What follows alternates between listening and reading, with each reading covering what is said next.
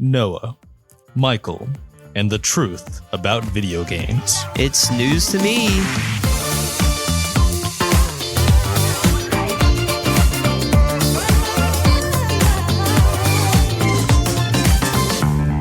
Welcome to It's News to Me, where the it is IT and the me is whoever it needs to be. I'm Noah Parker.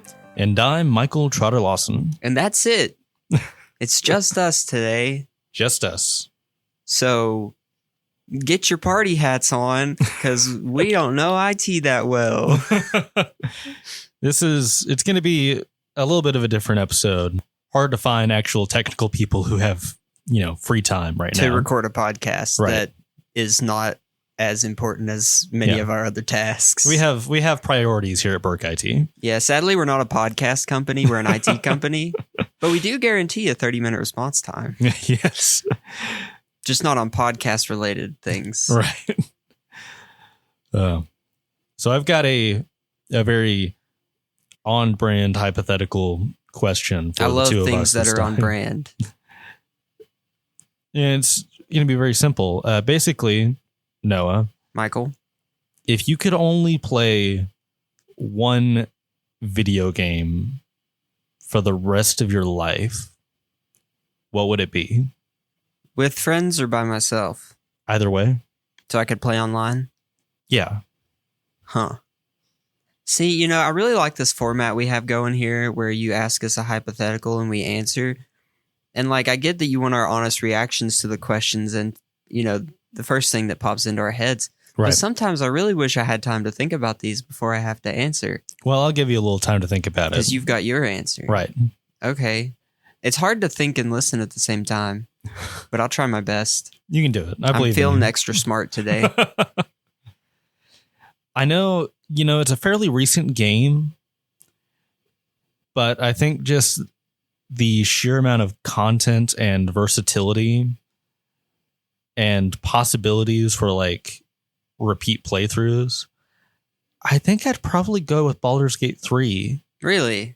Well, I think for one, it's a company that is very active in terms of maintaining their game. Yeah. They do loads of work on it.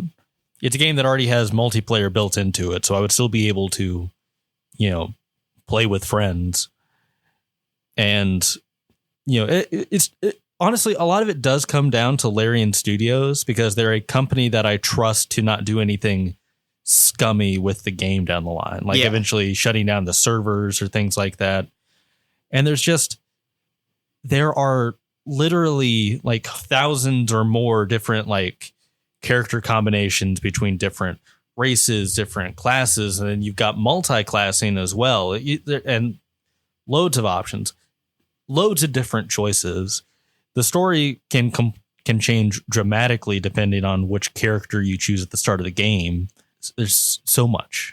I think based on my current understanding of where video games are at, I would probably either choose Gary's Mod. Really? Or Fortnite. Wow. Okay. I don't play a lot of Fortnite. I have played it a few times, but I know that a lot of the things they're doing with that game now, it's 10 bazillion different games in one game. Yeah, I mean, that's true. Same with Gary's Mod. I mean, it's been around way longer, and I think it has less of an active player base on the regular. But I mean, you can do anything in Gary's Mod. That's fascinating. Because, those are two games that, obviously you play and have played, but, they aren't games that you play, frequently. Yeah, I mean, they're not my go-to video games, but I feel like just for the sake of keeping things fresh and cool for the rest of time. Right. If you're only limited to the one video game. Yeah. Because that's it makes sense. It's a big old combo deal. Yeah. I saw this thing the other day, and it was a question very similar to this, and it was you get stranded on a desert island for so many years, and your only form of entertainment is 3 video games that you pick. Really? Yeah, and it was people's, what 3 video games would you pick? And there were some interesting ones. A lot of Skyrims, A lot of Borderlands, because they have a bunch Right. of like games kind of like that have merged into bigger forms of game, like kind of like a combo game that's one game, but it's actually two games. Yeah. So yeah, a lot of loophole things like that. I didn't Right. see any Gary's Mod when I looked through that, but I think it's a good idea. I agree with that. I think I don't know if I were taking it to 3, I think my other 2 would probably be Fortnite, for the same reason that you gave, the fact that by picking Fortnite, you're getting like 5 other games in there. It's just at tons least. of versatility. Probably more down the line, Yeah. And mainly because they have what is essentially Guitar Hero / Rock Band yeah, now, which makes that game way more appealing to people my fun. age. It's good. But also, third one, maybe even second one, if I had to narrow it down to 2, would be Civ 6. Oh yeah, or not Civ 6, Yeah, I know Civ what you mean. 5. Again, yeah. Sorry, Civ that 6, was a but, lot yeah. of people said Civ in their Gosh, answers on that question. I could play Civ for the rest of time. I don't know. If I was hooked up to an IV and sat in front of a computer, there's a good chance that I would never get up. Man. This episode of It's News to Me is brought to you by Burk IT. Are you sure it's not Burkett? I'm pretty confident that it's not Burkett. I.T. Yep, I.T. Okay. Burk IT is an IT managed services provider that wants to build mutually beneficial partnerships with our clients. Now, why on earth would they want to do that? Well, because unlike many of our competitors, Burk isn't looking for customers to bill when things go wrong. We have built our company so that we succeed when our clients succeed. That sounds like a pretty good deal. Almost too good to be true. It is almost too good to be true, but not quite.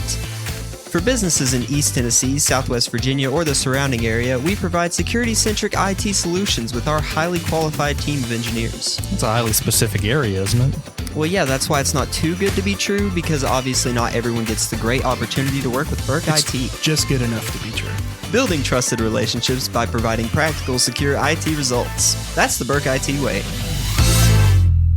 So if you couldn't tell already, we're talking about video games in this podcast.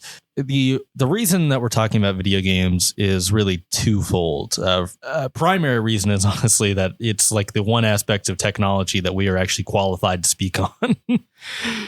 As not only are we just two nerds who play a lot of video games, we do also have like some actual experience in digital media in terms of video game design classes and whatnot.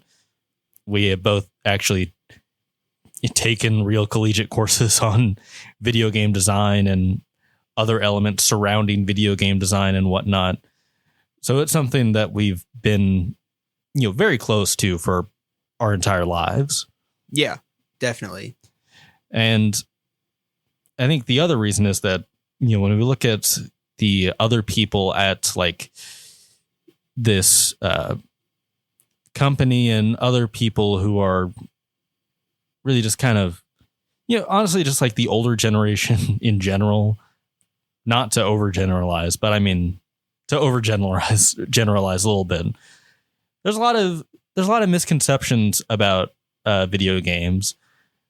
And I think it does kind of, it can kind of cut both ways. And I think, we're at a point in our lives where I think we're qualified to kind of speak candidly and honestly about like, the truth of video games. This is going to turn into a conspiracy episode. This is all about the truth, the whole truth, and nothing but that. No, I'm just kidding. I'm not gonna do that.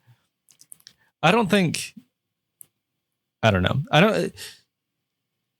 Video games, honestly, in my opinion, are one of the less nefarious kind of big business things. Not that there aren't scummy things that happen in video games, because there definitely are. Yeah, I mean, all the time. We could do a whole episode about the scumminess of some video game companies. Yeah, but like, generally speaking, the scumminess of video game companies don't quite rise to the same level of like, oil billionaires or things like that. Yeah. the harm factor doesn't quite reach the same levels. But one area in which video games have been criticized for basically the last at least like 40 years. Yeah. Basically ever since graphics got good enough to show anything even approaching realism. Yeah. Is violence in video games. And violence in video games allegedly makes people violent. Right. At Right. least that's the conception Right. from some people. That's the way some people see it. And there is some very, very limited evidence to kind of back that up. But at the same time, it's also, I think it is also the kind of thing that is very difficult to like objectively study. Yeah, I mean, almost certainly. And Because, every person is different. right. And everyone reacts differently to different things. So, like, you can't really quantify how much a violent video game makes any given person violent on, like, a grand scale. Right. Like you really need a very large sample size to actually get reliable data on this. Because like, a lot of the studies that you might have heard of or might have, seen the news in the past and things like that, most of them are dealing with very small sample sizes. And the biggest issue with things like that is that, to your point, Noah, every individual is different. So like without being able to study the effects, like you can't take one person and study their life without video games and compare it to that same person with their life with video games. Unless you that's the way it unless works. you take a pair of twins and you separate them and then control their entire lives to make sure one of them Right. never plays video games. And that's, obviously immoral Yeah, for a lot of reasons. it's a little messed up. I mean, it's very hard to study, psychology and things like that in this way. But I do think, speaking in terms of, two relatively well-adjusted adults at this point who have played violent video games, for the past at least 10 years, I've played longer than that. I've probably played violent video games since I was like at least 10. Yeah. My first, I mean, violent in terms of like people, offing other people, I guess. yeah, like my first like violent video game would have been like Modern Warfare 2, which Mine would What have did that been one probably Call of Duty 3, I think was the first Call of Duty I played. And, that's another thing about violence in video games is like, people are like, oh, you shouldn't expose them to all this violence. But like, you teach them history. History's Right. full of violence. Yeah. And I know it's a little different because you're not being like, oh, here, try what these people did in history for Right. yourself and see how you like it in a virtual platform. Like, I Yeah. get that it's different, but And, I do think that generally speaking, you probably should try to, keep kids to their respective rated games. right. Yeah. Yeah. Like M-rated games are M-rated for a reason. And I do think that there are very different kind of scales for M-rated games. And I think it's honestly like more important to follow those kinds of things now. Like, I mean, there's a reason that like, parental guidance is advised with these types of things. Yeah. Like, I think, there are certainly good arguments that, you do not want a child playing like Grand Theft Auto 6 when it comes out or things like that. Yeah. Especially when these games are, showing in, stunning HD, some really horrible crimes and whatnot. Well, yeah. And like, that's the thing about a lot of these games. Like, something like Grand Theft Auto can be much more comparable to obviously the real world in modern day and what someone Right. could do if they were insane.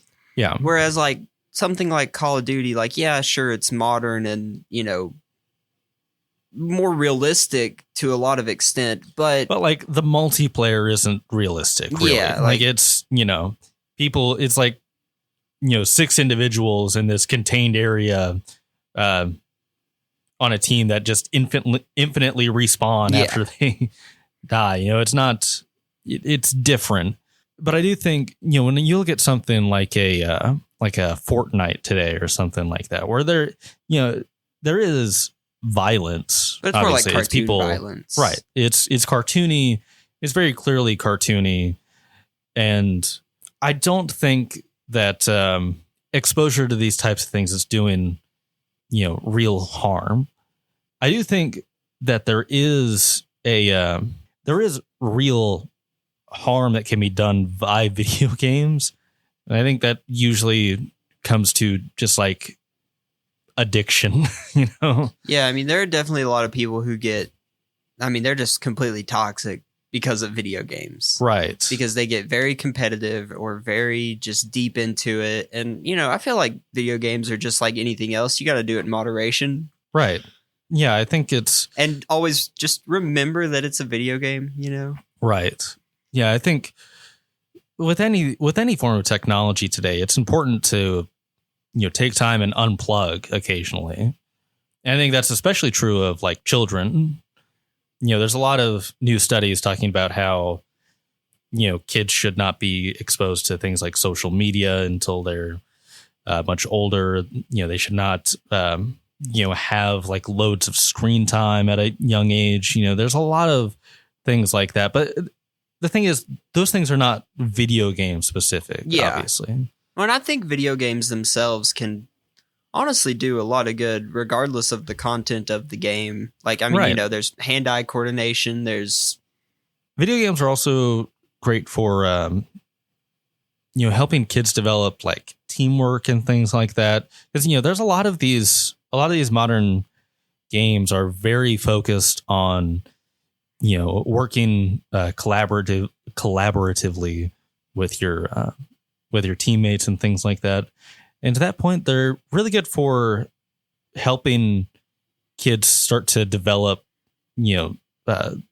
social skills, especially for when they're not maybe as comfortable talking to people like in real life. When you're in a situation like that, it's kind of the same as like sports in a way. Yeah. Where, when you have an excuse to work together with people and, talk to them about, working together towards this common goal. Yeah. That video games are really good for that. Yeah. I mean, I've made honestly like some of my best friends playing video games. Right. Which, and, obviously there's always the, be safe online. Yeah. Don't, talk to strangers, and like most of my friends that I made were through mutual friends, but I mean you can talk to, I have friends all the way across the world that I've never met before, but I mean I trust them with my life because I've known them so long and we played so many games together over the years, and it's just really fascinating. And also with like VR and stuff now, video games can be good for like exercise, which is something that was one of the big selling points to me as a kid as to why I shouldn't play video games, because I was fat, and everyone's like, you need to go outside and get some exercise. And like, yeah, go outside, do that. That's good. Touch grass. Smell the fresh air. I think if you only take one thing away from this, it's that, video games are really, they're a healthy hobby for someone of almost any age.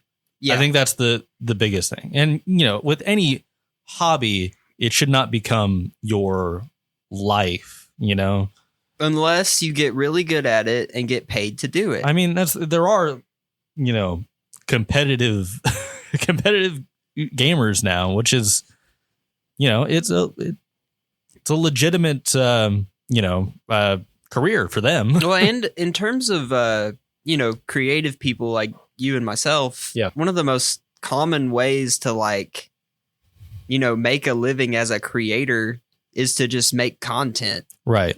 I mean, that's just become such a thing that you almost have to do to make any sort of. I mean, obviously we work in marketing. Yeah.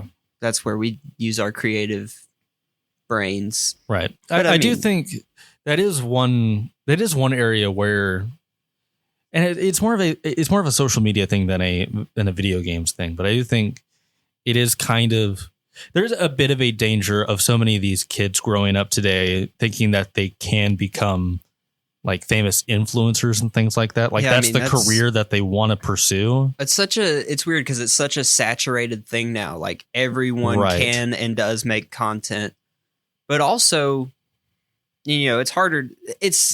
I think it's not necessarily hard. It's easier to become known. It's much, much harder now to stay relevant. Right. I feel like that's one of those things that's just going to be ever changing. Right. I think it's just one of those things where there's only so much room for so many people to become successful online, to where obviously some people are going to go for it and they're going to make it. Yeah. But I think it is dangerous to, grow up with this idea that you are definitely going to make it, Yeah, I feel like that's one of those things that, like, even if very early on you decide that's what I'm going to do, you could grind and grind and grind and just, it's possible you'd never get the recognition that you hoped. Right. I don't know. I think it's the kind of thing where, like, obviously, speaking to any, parents or perspective, is that the right word? Prospective parents? Yeah. Obviously you don't want to crush your kids' dreams or anything like that. But I do think it's worth keeping in mind that just very few people are going to make it in like the content creator industry. Well, I mean, it's even like my motion graphics professor, he he said that like so much of the like digital media world now is just like making, or at least in terms of motion graphics and stuff like that, is just making like templates and assets for other people to use. Right. So, I mean, it's just, it's all content creation at this point. I mean, like, unless you go and work for a big like movie studio or something, or visual effects company or whatever, doing that kind of stuff, then a lot of it's, I mean, we use some pre-made templates and things. Oh yeah, for certain stuff. I mean, it makes things easier. Really well made stuff out there, and it's fairly easy to get your hands on for a few bucks. So I mean, it's not. I don't know. Times are a changing, I guess you could say. Yeah, it's kind of one of those. It's a thing where basically anyone can do it. It just comes down to the people who do it really, really well. And a lot of times, the people who do it really, really well are not necessarily the successful ones. No, I mean, that's kind of the sad thing is, people love watching people try to do things and fail at them. Yeah. Especially consistently. Right. Yeah. But again, to bring it back around to kids and video games, I do want to touch on one of the areas, I mentioned that video games are somewhat less nefarious than other industries, and I still think that's largely speaking true. I do think there is one area that's more than a little problematic, and it's gambling. Oh, I thought you were going to say microtransactions. Well, that's kind of the same. It's the same kind of thing. Basically, I'm talking about, the whole like loot box economy, which has honestly become a little bit less of a thing in recent years. Yeah, I feel like it's kind of faded out on a lot of games. Yeah. But I do think, to your point, like microtransactions, free to play games that are not really, I mean, they are free to play, but like there's a very real problem with kids who don't have like a real concept of money. Right. Yeah. Yeah. Who just want to just spend and spend and spend on games like Fortnite, and I mean, mobile games have always been notorious for it, but I think that kind of system has invaded like larger AAA games as well.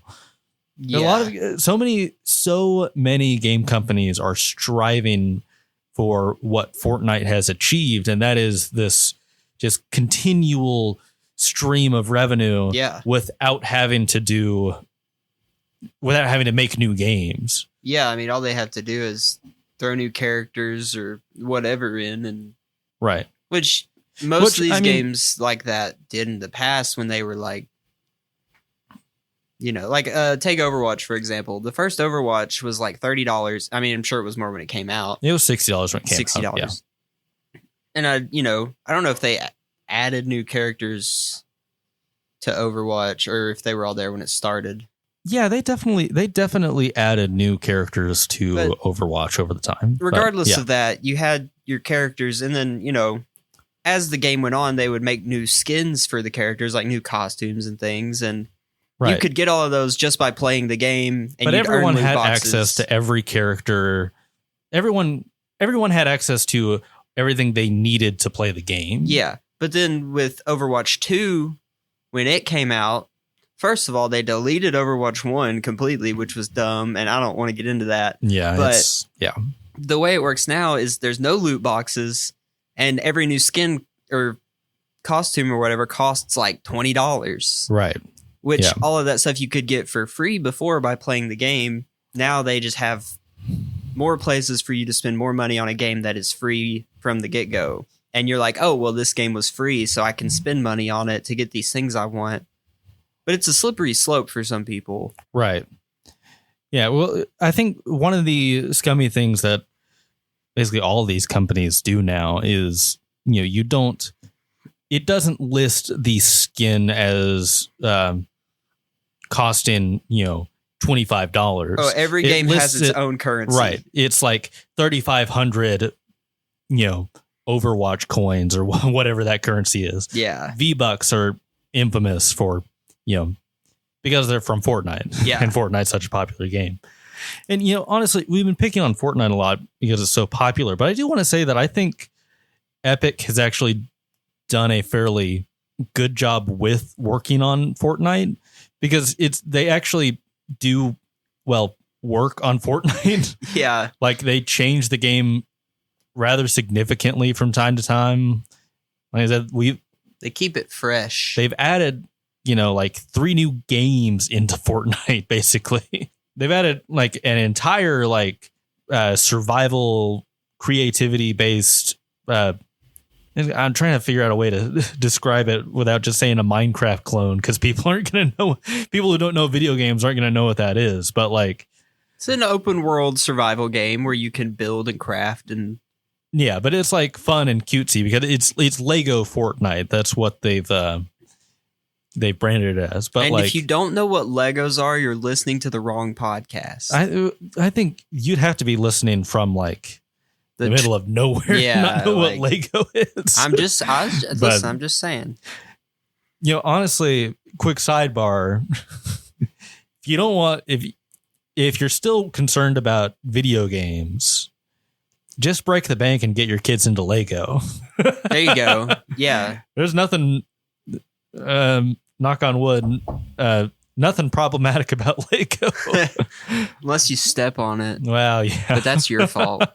There are a lot of kind of messy, annoying things happening with the video game industry right now. I think kind of live service video games are kind of the biggest kind of villain right now. Just in terms of, and when I say live service, I'm talking about video game companies who want to make a game that, continues being a profit maker for the rest of time. Yeah, I feel like that definitely, I don't know, I feel like it almost encourages them to do less. Because, why would they want to come out with a whole new game when this one's still making them so much money? Right. Yeah. It's a little bit like the old-fashioned MMOs, except now they don't even have to make, big expansions every few years. They just release a battle pass every, 6 months. Yeah, I mean, they just need some cosmetics. Yeah. Some player banners. Bada bing, bada boom. Yeah. But honestly, we're getting into more of just like problems with the video game industry. I think if you're really concerned, go play some Pac-Man. You'll probably feel better. You're just saying that because you're looking at a Pac-Man machine. Yeah, I was also thinking about Tetris, which is weird because there's no Tetris there. I think the real danger with video games is not so much exposing your kids to like violent content and things like that. I mean, there's definitely a conversation to be had about the proliferation of violence just in American media in general. Yeah. Because like this is not when we're talking about video game violence in video games, it's not really an exclusively video game problem because like, you know, American movies and TV shows and whatnot filled to the brim with violence. Oh, yeah. I mean, yeah, definitely. Like the kind of stuff that flies here does not fly in like Europe, for instance. Yeah. It's weird. You know, Europe has way more like sexual content in their TVs and movies, whereas that's way more taboo over here. Well, that's because we like guns. Right. Yeah. A blacka. There's more guns in the United States than there are people. Yeah. Which is an interesting thing to think about. There's probably more eggs, too. Probably. Just another fun fact, interesting thing to think about. But I to cycle it back around, I think the most problematic things with video games are, for one, just kids getting like consumed by video games. Yeah. I think, you know, it is important for everyone to have, you know, some aspect of their life that is not dominated by a screen. And I think, honestly, that's something that's getting harder and harder for like me personally, as someone who like works on a computer all day and then goes home and like plays games on a computer most of the night. You know, it's something I can honestly probably work on, but it's also just, I'm also an adult, so it's okay. Yeah, it's fine. You can do what you want. I think the biggest thing is balance. I don't think it's ever going to be a good solution for parents to just try and get their kids to go like cold turkey on video games. I mean, honestly, you know? like I feel like at this day and age, I mean, even when I was younger, not due to the lack of care of my parents by any means, but like, you know, a lot of kids are lonely and, you know, they're bored because they don't have anything to do. Their parents are tired because they have to work. Right. And I mean, I got through a lot of hard times just playing video games. Yeah. Because I mean, like it gives you have friends, you can talk to people, you can escape to a different world, and it's just pleasant sometimes. It's just fun. Yeah. Yeah. And, you know, I think to that point, you know, talking about like parents being tired and whatnot, you know, video games are also something that like, if you really make an effort to kind of get into what your kids are interested in, you know, you could have a lot of fun playing some of these games with your kids. Yeah, and it's not as tiring as trying to play like soccer or football with them in the backyard after work. That's our homework for all you parents listening out there. Go figure out what video games your kids are playing and play with them. They might think you're weird and awkward, but I guarantee you they'll look back and have great memories of that. Yeah, they will appreciate those memories later on. Because I loved playing video games with my dad growing up. I think that's just honestly a really good rule of thumb is just generally speaking, try and take an interest in what your kids are interested in. Yeah, take parenting advice from the two 25-year-olds that work in marketing at Burk IT. You know, we have parents. Yeah. That makes us somewhat qualified. I mean, yeah, I've experienced being a kid. I know what kids want. Right. I remember what kids want better than most of the people listening to this podcast, I'm sure, because it's been way longer since not way longer. Don't come at me. And I'm not calling you our old. entire audience old. No, you called everyone else here old earlier. Like at the beginning of the Everyone episode. else here is old. There's only one person here that's younger than me. Well, I mean, I don't think you can call. You just call it. See, I'm just not gonna say anything. Anyways, take parenting advice from us because obviously we know what we're talking about, and you're probably gonna be bad at the video games. But that's okay. Because, I mean, kids these days are crazy. I do want to cycle it back around to like That's you were our like talking fourth about, cycle back. I know. Just for the record. We're doing a lot of cycling. It's good. It's good for your legs. We'll call this episode Wash, Rinse, Repeat. Well, you were talking about, kids and whatnot being lonely today. My little brother Luke, him and my mom recently, well, my mom's family moved to Arkansas, and he had been living here for his entire childhood. So obviously it was very difficult for him to move several 100 miles away, but he still is able to keep in contact with those old friends and still able to play games and whatnot with them because they're online. He hasn't lost those connections anymore. Yeah, I mean, even 20 years ago, if you moved to a different state, you'd probably lose touch with all of your friends. Yeah, at that age. I mean, heck, 15 years ago, it was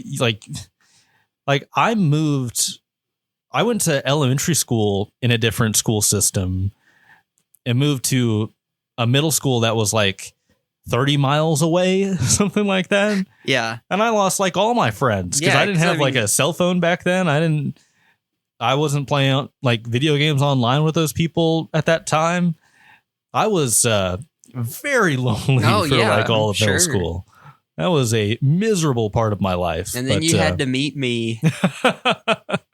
And it's been downhill ever since. That's not true.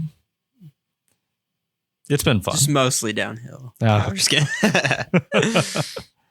Moral of the story: let your kids play video games. It's good for them, but there can be some downsides, and there's always going to be downsides. Oh yeah, there's downsides to everything. But always, just make sure that your kids or yourself are being safe online, because despite the lack of most nefarious acts in video games, there are still hackers. Oh, I mean, yeah, there's loads of hackers. I mean, hackers are kind of that's kind of like infamous a staple in of video games. Video games, yeah. They're not usually malicious hackers. Not usually. In terms of stealing your stuff, they're more just they'll piss you off. I think part of the thing to be very careful of with kids in video games is obviously this is not as big of a thing if you're dealing with console players, and consoles are fairly isolated environments with pretty strict restrictions on what you can actually download and what kind of software you can even run on those systems. But when you get to PCs, it's a whole nother ball game. There was a story recently. We were talking earlier about how the competitive gaming scene is massive now. Yeah. There's loads and loads of people who are making a real living just playing competitive video games for the prize money and sponsorships and things like that. And I think it's a legitimate field, but it also exposes some kind of can expose some dangerous things, because as long as wherever there's money, there's always going to be people trying to come in and do nefarious things. Yeah. There was a specific story in Apex Legends, which is a competitive battle royale first-person shooter type game. There were hackers that hacked into these competitive players during a tournament and turned on cheats for them.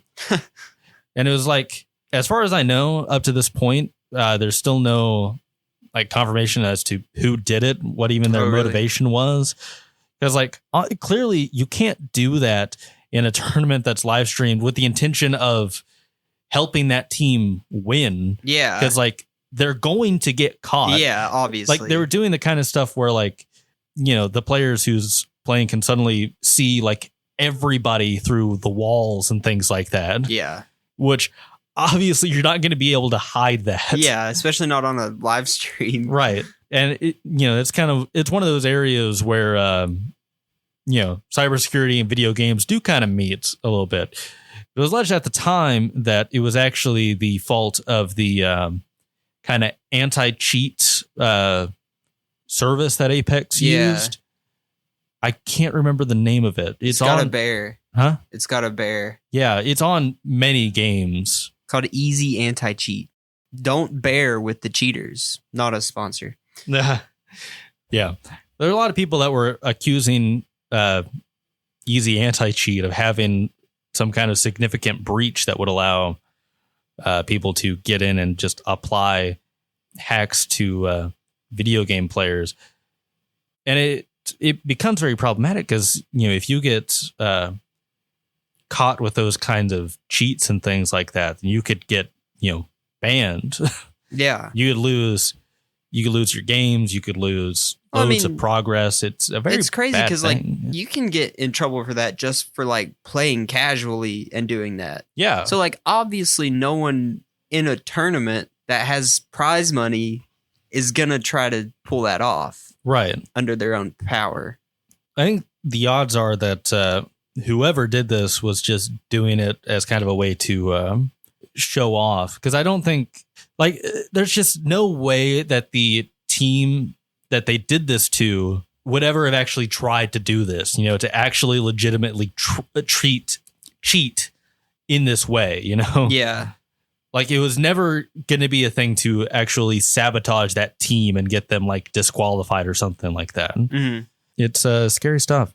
I think the biggest thing is keep your kids away from having full administrative access on their PC. Yeah. Just there's a reason that certain programs and whatnot are trusted and some aren't. Really this gets into just general web safety. You as a parent should be careful about what you download online and be very wary of what you let your kids download online. Yes. Always do that. Yeah. Because there's a lot of sketchy stuff out there. If you ever see your kid trying to download something called League of Legends, shut that down. Oh, man. They'll ruin their lives. I don't think a lot of people would take League of Legends onto that island. I think the people that would. I think a lot. I sadly think those people. A lot of people would take League of Legends onto that island. You really think that's going to bring them joy? I just if I don't think anyone that plays, if they have a chance to get away from it. I don't think anyone that plays League of Legends does it for the joy. Ugh, gosh. It's for that's a toxic game. Yeah. That's yeah. Man, people are ruthless. I think I would never take Rocket League to that island. Oh, I would certainly take Rocket League if I was taking 3 games. Oh gosh.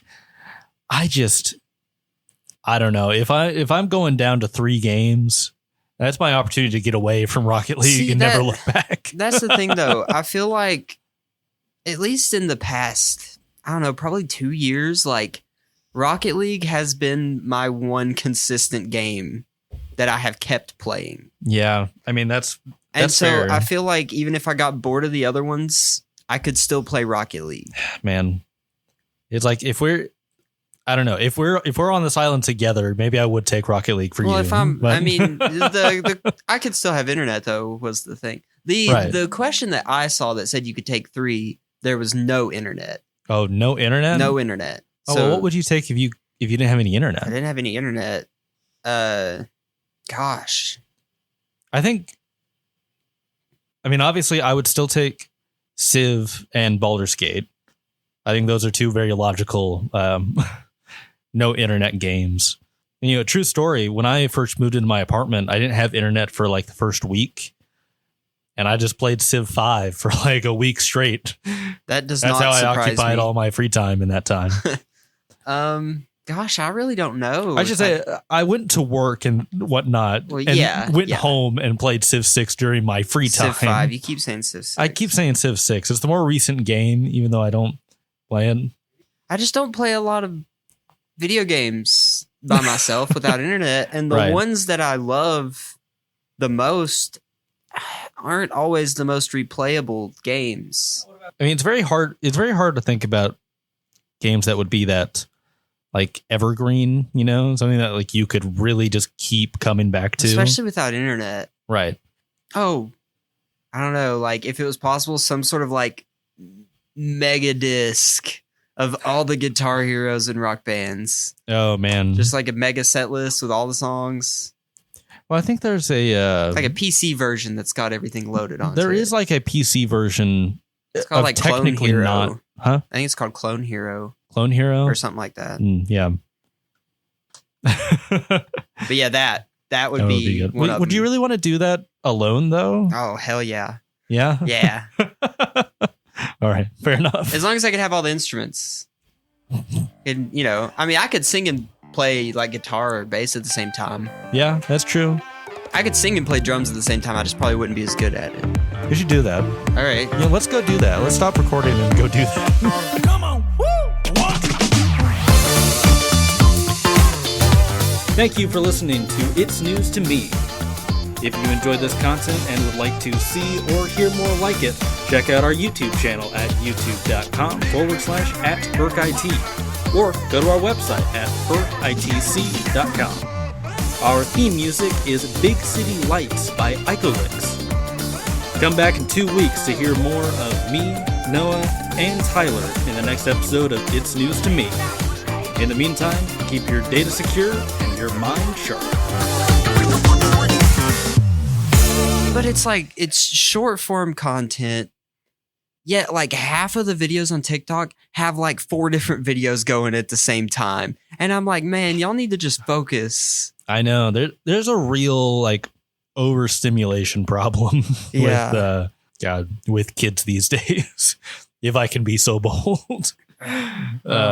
Back in my day, we ended the podcast like men.